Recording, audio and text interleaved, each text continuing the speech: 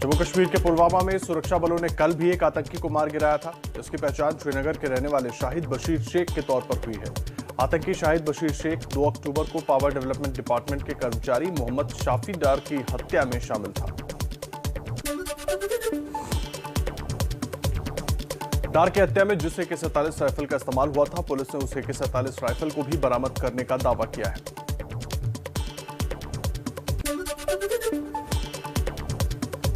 श्रीनगर के बेमिना इलाके में पुलिस ने 2 आतंकियों को घेर लिया है। इनमें जम्मू कश्मीर के पुलिस इंस्पेक्टर अरशद के हत्यारे भी शामिल होने का शक है। जम्मू के पुंछ में सुरक्षा बलों ने आतंकियों से फिर मुठभेड़ हुई। सेना के 2 जवान शहीद। पुंछ में सोमवार से जारी मुठभेड़ में अब तक शहीद जवानों की तादाद बढ़ गई है। सोमवार को आतंकियों ने घात लगाकर हमला किया था, जिसमें 5 जवान शहीद हो गए थे। कल पुंछ में शहीद हुए दोनों जवान उत्तराखंड के रहने वाले थे। राइफलमैन विक्रम सिंह नेगी उत्तराखंड के टिहरी गढ़वाल जिले के विमान गांव के रहने वाले थे, जबकि राइफलमैन योगंबर सिंह उत्तराखंड के चमोली जिले के संकरी गांव के रहने वाले थे। आतंकियों के ताजा हमले के बाद सुरक्षा बलों ने राजौरी, सूरनकोट, मेंढर और पुंछ में पड़ने वाली डेरा की गली और पीर पंजाल के पहाड़ों की घेराबंदी भी कर ली है। साथ ही राजौरी पुंछ हाईवे पर यातायात पर कई पाबंदियां लगाई गई हैं। टक्कर मारने वाले दोनों आरोपियों की कार से नशे के लिए इस्तेमाल होने वाले गांजे के पैकेट भी बरामद हुए हैं। लोगों ने तोड़फोड़ के बाद कार को आग लगा दी। इस मामले में लापरवाही बरतने के आरोप में एक SI को सस्पेंड कर दिया गया। इस मामले में छत्तीसगढ़ के CM भूपेश बघेल ने कहा कि मध्य प्रदेश के दोनों आरोपी गांजा लेकर छत्तीसगढ़ पहुंचे थे। जांच जारी है। नशे की तस्करी में मध्य प्रदेश में इनको कौन संरक्षण दे रहा है, ये भी जांच जरूरी है।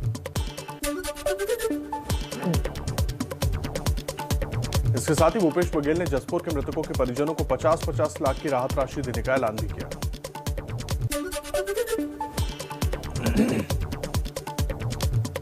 दिल्ली हरियाणा सिंगू बॉर्डर पर युवक की बेरहमी से हत्या के आरोपी निहंग सरबजीत सिंह ने किया सरेंडर के बाद किया गया गिरफ्तार। पुलिस के मुताबिक सिंगू बॉर्डर केस में गिरफ्तार निहंग सरबजीत ने हत्या की बात कबूली। आज उसे कोर्ट में पेश किया जाएगा।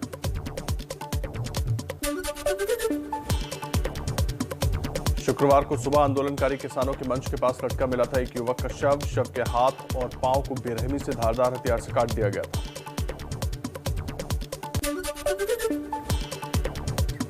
सिंगू बॉर्डर पर जिस युवक का शव मिला था, उसकी पहचान 35 साल के लखबीर सिंह के तौर पर हुई है। लखबीर शेड्यूल कास्ट है और पंजाब के तरन जिले के चीमा खुर्द गांव का रहने वाला था। वो निहंगों के साथ ही रह रहा था और उनके घोड़ों के अस्तबल की साफ सफाई करता था।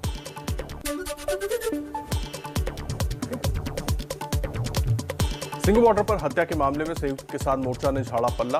कहा, निहंगों का हमसे लेना देना नहीं है, सरकार को पूरे मामले की जांच करनी चाहिए।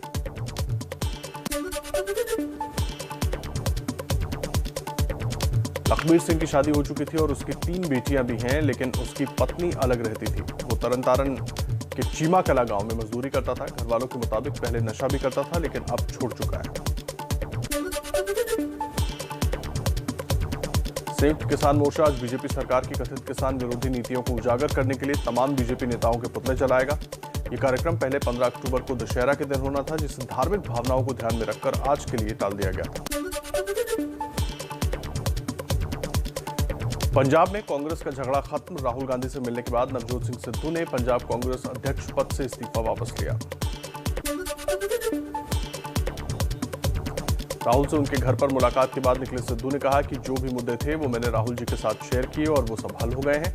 पंजाब प्रभारी हरीश रावत ने कहा कि सिद्धू आगे भी प्रेसिडेंट के रूप में काम करते रहेंगे। और चलिए कुछ और राजनीति से जुड़ी अहम खबरें आपको बताएं तेज रफ्तार में।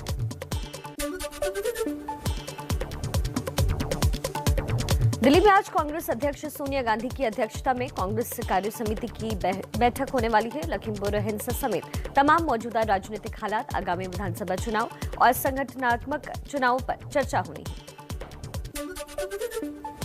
आज होने वाली कांग्रेस कार्य समिति की बैठक में सबकी नजर इस बात पर होगी कि कांग्रेस में नए और स्थायी अध्यक्ष के चुनाव के लिए क्या फैसला लिया गया है, क्योंकि इसे लेकर हाल ही में एक बार फिर पार्टी के अंदर से आवाजें उठने लगी हैं।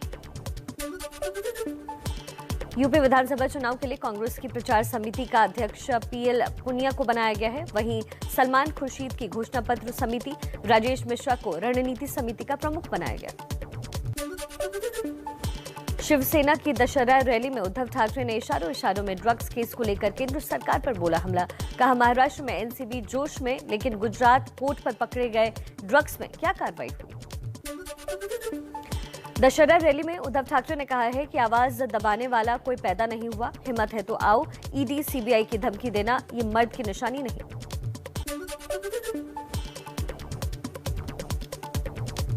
सूरत के बॉयज हॉस्टल के पहले चरण का पीएम मोदी ने किया शिलान्यास। ये छात्रावास सौराष्ट्र पटेल सेवा समाज की तरफ से बनाया जा रहा है।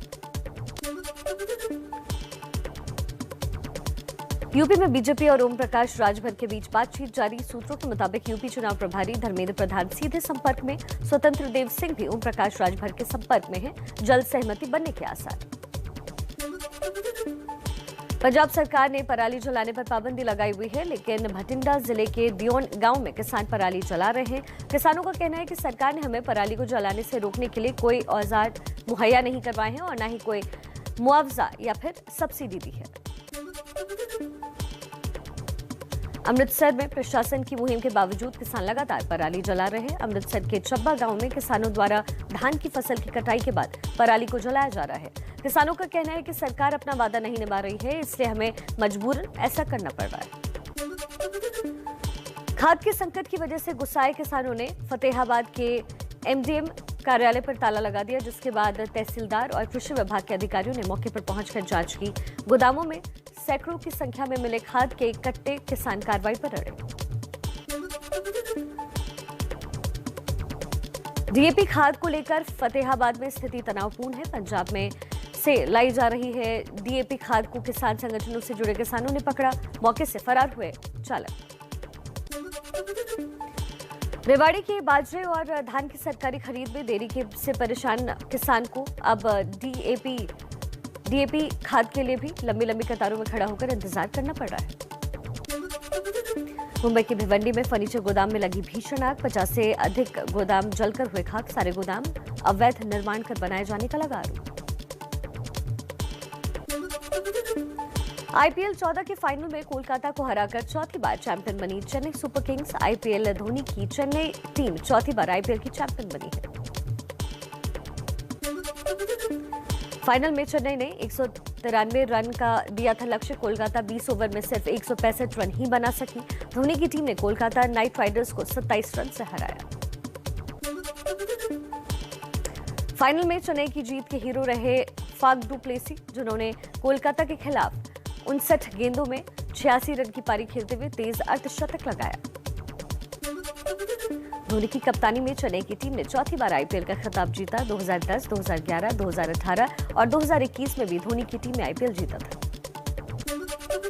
बांग्लादेश में फिर हुआ हिंदुओं पर हमला। इस्कॉन मंदिर में की गई तोड़फोड़, श्रद्धालुओं से भी मारपीट की गई। एक की हालत बेहद गंभीर। 3 दिन के अंदर बांग्लादेश में ये दूसरी घटना है। बांग्लादेश की प्रधानमंत्री शेख हसीना ने कहा, पूजा के पंडालों में तोड़फोड़ करने वालों के खिलाफ सख्त कार्रवाई की जाएगी। बांग्लादेश में दुर्गा पूजा के पंडालों में तोड़फोड़ पर विदेश मंत्रालय ने कहा, हम बांग्लादेश सरकार के संपर्क में हैं। बांग्लादेश सरकार ने कार्रवाई की है। अफगानिस्तान के कंधार की इमाम बरगाह मस्जिद में जुम्मे की नमाज के दौरान बड़ा धमाका हुआ। धमाके में 47 के करीब लोगों की मौत हुई है, 50 के करीब घायल।